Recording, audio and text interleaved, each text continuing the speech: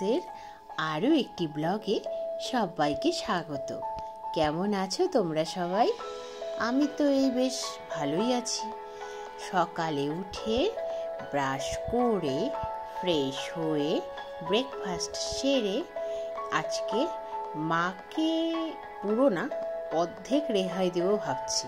কি করে? এই দেখো না, মিষ্টি আলুগুলো কিভাবে আমি পিস পিস করেছি। যদিও সব পিসগুলো সমান হয়নি, সেটা বড় কথা না, পিস করেছি এইটাই বড় কথা।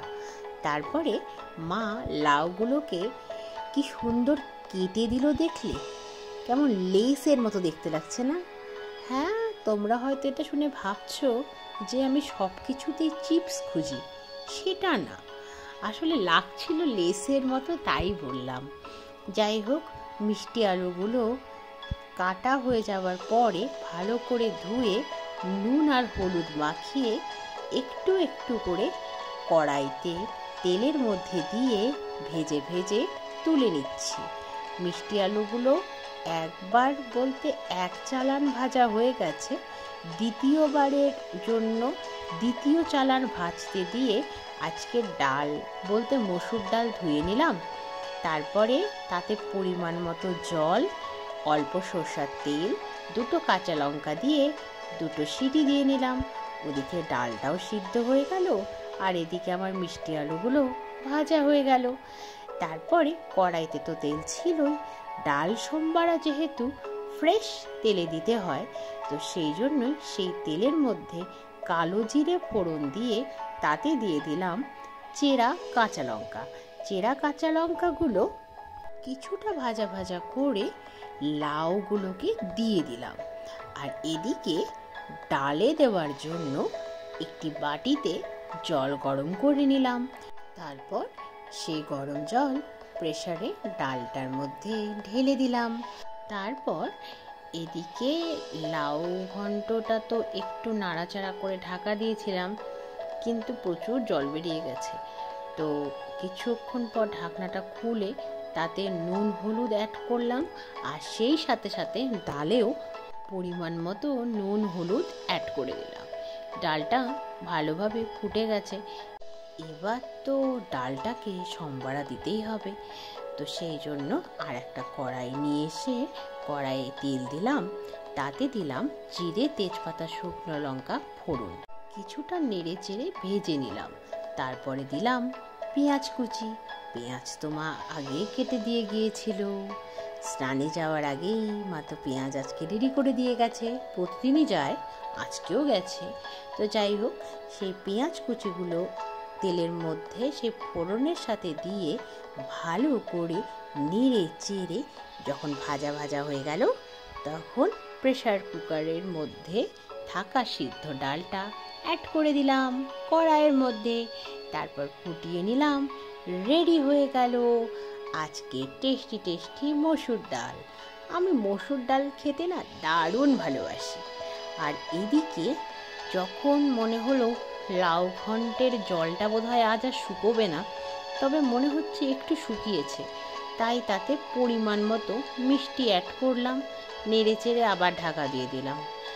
আর দেখো, ওদিকে একটাই সবজি তৈরি হচ্ছে, লাউ ঘন্ট, আর এদিকে সব কিছুই হয়ে যাচ্ছে। কিন্তু সব রান্না শেষ হয়ে গেলেও লাউ ঘন্ট মনে হয় আজ আর শেষ হবে না।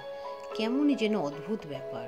তো যাই হোক, আজকে তো নিজে হাতে 3টে ডিম ভেঙেছি আমি।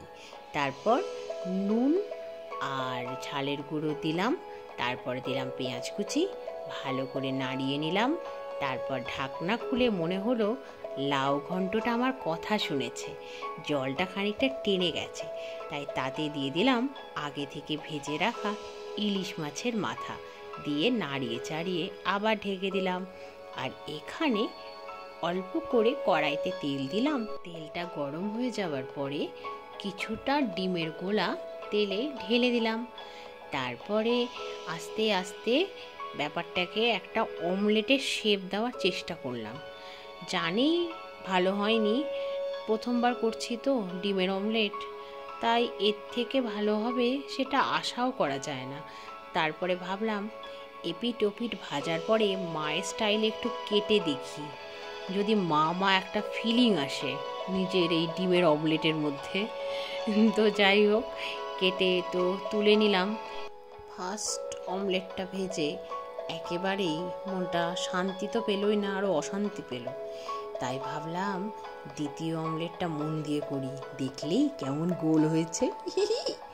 যাই হোক, দ্বিতীয় আর তৃতীয়টা আমি করতে পারলাম শেষ পর্যন্ত। তারপরে সেগুলোকে ছোট ছোট করে পিস করে নিয়েছি। আর এদিকে ঢাকনা খুলে দেখছি লাউ ঘন্টের তো জলটা শুকিয়ে গেছে। এইবার ভালো করে নাড়াচাড়া করে নামিয়ে নেওয়ার পালা। যেইটুকু জল আছে সেই জলটুকু পুরোপুরি টেনে যাওয়ার পরে তো দেখো জল তো মোটামুটি শুকিয়েই এসেছে। আর একটু নাড়াচাড়া করে নিই, তারপর তুলে নেব। এই তো হয়ে গেছে, লাউ ঘন্ট রেডি। কি দারুণ গন্ধ বেরিয়েছে, ইলিশ মাছের মাথা দেওয়া আছে না, সেই জন্যই। তারপরে ভাতটা করে নিয়েছিলাম। তারপর মা বাবাকে লাঞ্চ সার্ভ করলো পুজো সেরে এসে, আর আমি স্নান করে এলাম। তারপরে দেখো লাঞ্চ করতে বসে পড়েছি। শুধু তো রান্না করলেই হবে না, রান্নাটা কেমন হয়েছে সেটা তো টেস্ট করতে হবে, তাই না? তো তাই ভাবলাম দেখি কেমন রান্না করেছি। আর ডাল, লাউ ঘন্ট আর ডিমের অমলেট একসাথে নিয়ে খেলে কেমন লাগে? বাহ, দারুণ লাগছে তো। তাহলে আজ এই পর্যন্তই, আবার দেখা হবে অন্য একটা ব্লগে খুব শিগগিরই। সবাই খুব ভালো থেকো, সুস্থ থেকো, সাবধানে থেকো। ব্লগটা কেমন লাগলো কমেন্টে জানিও, ভালো লাগলে একটা লাইক করো। Bye bye.